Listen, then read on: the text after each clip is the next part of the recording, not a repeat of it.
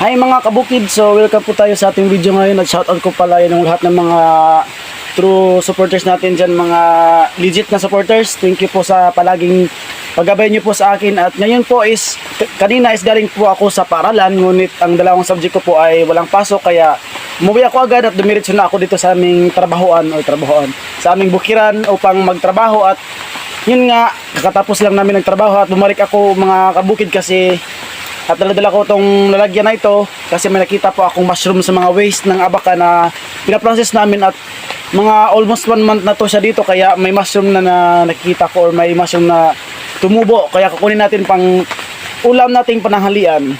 So ito yung sinasabi ko mga kabukid ng mga waste ng Abaca at hindi ito siya pakikinabangan pa. Meron din sa kabila. So dito yun makikita yung mga mushroom mga kabukid, sa tagal na niya dito kaya may mushroom na natumubo. Katulad nito, tingnan niyo mga kabukid, ang laki niya. Di ba ang laki? So iwan ko kung okay pa ito, kung wala pa itong uod sa ilalim. Pero ito sure po ako na pwede pa ito at may mga bagong tubo tayo dito. Ang sarap pa naman ito. Matamis-tamis yung mga bagong tubo. So mamaya is atin itong kukunin lahat, baka may sa ilalim pa na tumubo.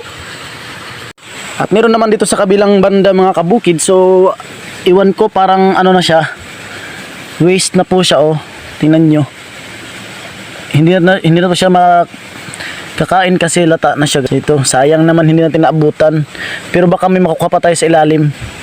Dalawa pa lang sila lata. Oh, nasayang naman. So yun na mga kabukid, atin na itong simulan ng hukayin, baka may makuha tayo. Katulad dito may isa, I hope na hindi po siya lata. Lata, ano bang Tagalog ng lata? Yan. So ito mga kabukid, okay pa siya, makakain pa natin ito mamaya. Wala pa siyang ano sa ilalim. At saka hukayin natin to, baka may makita pa tayo dito mga bagong tubo. So far ito lang pala siguro dito na side. Sa itong banda wala pa tayong nakikita. Wala. So punta tayo dito sa kabila mga kabukid. Ito, kunin natin. Ang sarap nito mga kabukid. Oh, tingnan nyo. Wow, ang ganda naman niya. Fresh na fresh. So ulam ka mamaya. So nakadalawa na tayo mga kabukid. So I hope itong malaking to is mapakinabangan pa natin kasi sayang naman kung hindi. Kunin natin to. Yan. So I think okay pa siya mga kabukid. Tingnan nyo, sobrang laki niya. Masarap to siya, no? Lagyan ng suka at saka maanghang. Yan. So may tatlo na tayo mga kabukid. Sobrang laki niya. Akala ko hindi na siya okay pa pala siya. May tatlo na tayo. Puros na nakita nating isa. Uy, marami, mayroon pa talang isang puros. Oh. Yan.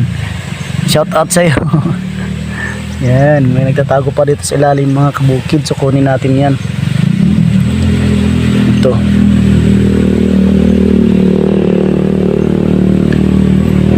Diba sobrang ganda mga kabukid.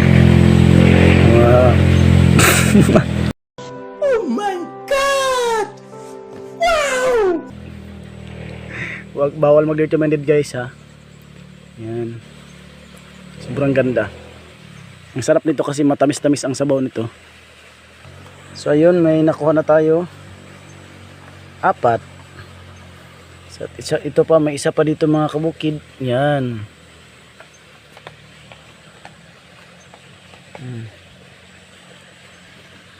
Sobrang ganda, tingnan nyo. Diba? Sarap nito. Hukayin pa natin to, baka may makita pa tayo ditong mushroom. Parang wala na.